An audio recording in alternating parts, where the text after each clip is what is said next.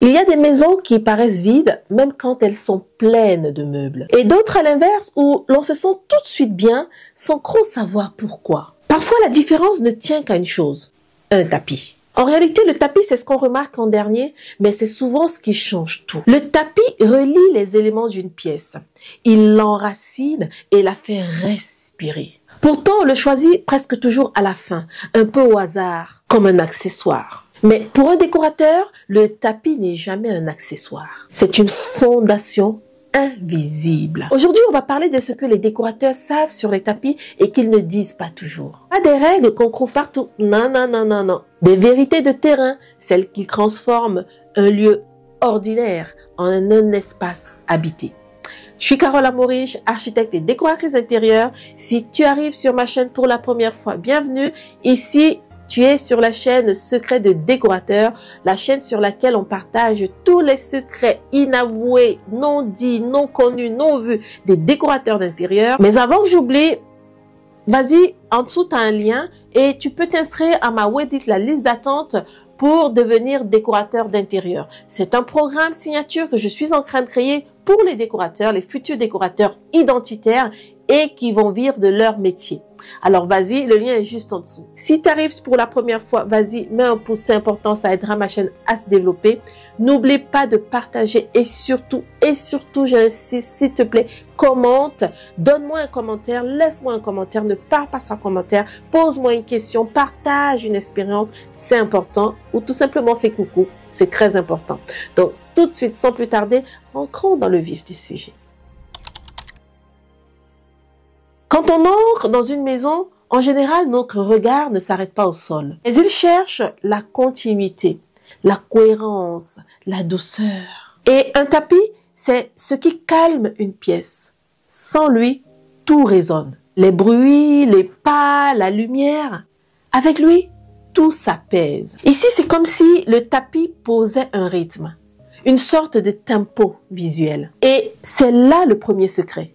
Le tapis ne décore pas, il relie. Pour toi qui décore ta maison, ne cherche pas seulement la beauté du motif. Et demande-toi plutôt comment ce tapis fait respirer ma pièce. Et pour toi qui apprends à devenir décorateur d'intérieur, n'oublie jamais que le tapis, c'est ton outil d'équilibre. Si ton aménagement te semble trop fort, ajoute du sol texturé avant d'enlever un meuble. Oui, parce que souvent, ce n'est pas ton idée qui est trop audacieuse, mais c'est juste ton sol qui est trop silencieux. J'ai envie de dire qu'un tapis, c'est la pause dans la phrase d'une pièce. Tu sais, les photos nous crampent souvent. La plupart du temps, on croit choisir un tapis pour sa beauté ou pour sa couleur, alors qu'en réalité, c'est la matière qui change tout. Un tapis avec du velours ras renvoie la lumière. Il donne du chic, mais aussi de la distance. Un tapis en laine bouclée absorbe la clarté. Tandis qu'un tapis en jute, lui, il raconte du brut, la nature, le vrai. Et le lin tissé, ce n'est pas seulement beau, mais c'est sensuel, c'est vivant. En réalité, la texture crée la température émotionnelle d'une pièce. Pour toi qui es passionné de déco, ferme les yeux et imagine ce que tu ressens quand tes pieds sont posés sur un tapis. Pieds nus bien sûr. C'est comme ça que tu sauras si c'est ça la bonne matière ou non. Pour toi futur décorateur, oui, parce que aujourd'hui je pense à vous deux, apprends à écouter le bruit du tapis. Oui, le bruit. Pourquoi je te parle de bruit? Parce que un tapis de laine ne sonne pas comme un tapis synthétique. Et ce son imperceptible fait partie du confort. J'ai envie de dire que les matières sont des émotions solides et le tapis en est la preuve.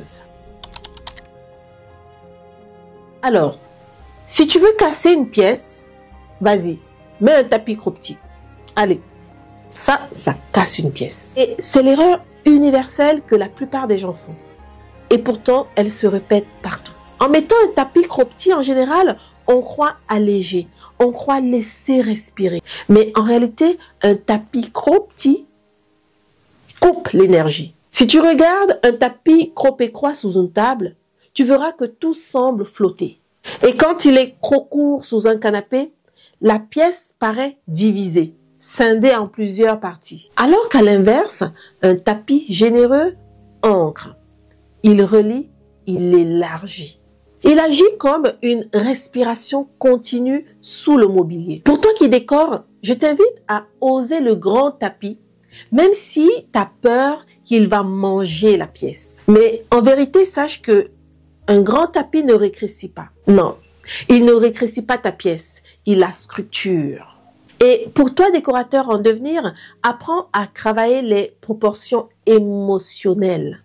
Ça signifie quoi? Ça signifie tout simplement que la bonne taille de tapis, c'est celle qui te fait oublier le sol sous tes pieds. Oui, parce qu'un tapis croc-petit se voit. Un tapis juste, comme il faut, se ressent. Je terminerai en disant que un tapis croc-petit, c'est une phrase coupée avant la fin. Ça, c'est moi, hein? Aujourd'hui, tout le monde veut du neuf, du propre, du parfait. Mais en réalité, un tapis parfait n'a pas encore d'histoire. Il raconte rien. A contrario, les tapis anciens, patinés, légèrement délavés ou faits main ont quelque chose que les autres tapis n'auront jamais. Une âme. Ici, les irrégularités dans le tissage, les nuances dans la couleur et les zones plus claires. Tout ça, c'est la vie qui circule dans la pièce. Et dans une maison croc-lisse, c'est ce tout petit grain d'imperfection qui crée la chaleur. Ne l'oublie jamais. Pour toi qui es passionné de déco, ne cherche surtout pas à assortir ton tapis à ton canapé. Non, non, non, non. Cherche premièrement le dialogue entre les deux. Le dialogue entre ton tapis et ton canapé. Pour toi, futur décorateur, je dirais que tu dois faire confiance au vécu. C'est important. Oui, parce qu'un tapis, un tout petit peu usé, peut équilibrer un mobilier croc-neuf. Je peux même aller plus loin en te disant que il peut même sauver une pièce croc-froide. Ici, ce n'est pas l'harmonie qui rend un intérieur chaleureux, mais c'est la sincérité. Si tu me suis, écoute mes conseils et surtout retiens ceci. Les tapis parfaits décorent, les tapis imparfaits habitent. Dans une maison, tout ne se joue pas avec les murs. Il n'y a pas que les murs dans une maison. Il ne faut pas tout miser sur vos murs. Mais le tapis, c'est ce qui crée une pièce dans la pièce. C'est en réalité une frontière invisible. Un tapis va définir sans enfermer. Il va rassembler sans séparer. Dans un salon ouvert, par exemple, le tapis est l'élément qui va réunir les assises. Dans une chambre, il va adoucir le réveil. Et moi, ça, j'y tiens particulièrement. Dans ma chambre et la chambre de mes enfants, il y a toujours un tapis en dessous. Parce que la sensation du matin, quand je pose mes pieds au sol, sur un tapis, ça vaut tout. Je n'imagine pas poser mes pieds sur le parquet ou sur la pierre en briques naturelle qu'il y a dans ma chambre ou la chambre de mes enfants. Ça change tout, je peux vous l'assurer. Pourtant, cette pierre naturelle, elle est brute. Le parquet, chez moi, il est même en plus chauffant. Mais il y a une sensation au réveil que le tapis a, que je ne sais pas trouver ailleurs. Donc, c'était juste pour partager une petite anecdote comme ça. Et j'espère que bientôt, je vous montrerai un peu la déco de ma maison. Bref. Anyway, continuons avec le sujet du jour. Dans une salle à manger, le tapis absorbe le son et la lumière. Il peut même à lui seul raconter le plan de ta maison. Pour toi passionné de déco, pense à ton tapis comme un geste d'architecture douce. Je dis ça parce que le tapis, en réalité, c'est l'élément décoratif qui va te permettre de créer et de composer des zones sans mur.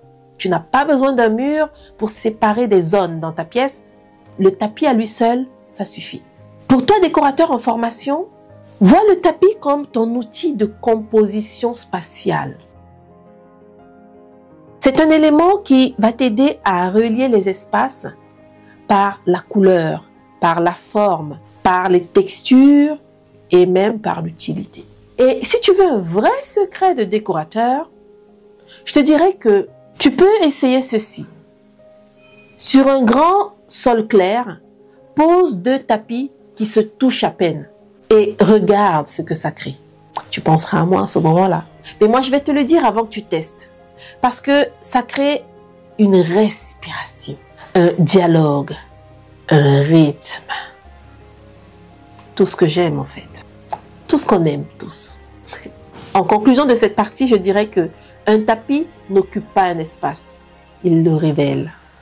Alors tu vois, les tapis ne sont pas juste des objets. Ce sont des équilibres invisibles. Parce qu'ils relient, ils absorbent et ils racontent. Très souvent, on croit qu'un tapis se choisit avec les yeux. Mais en réalité, les plus beaux tapis se choisissent avec le corps. Tout ça pour te dire que si tu veux transformer ta maison avec un tapis, oublie la mode.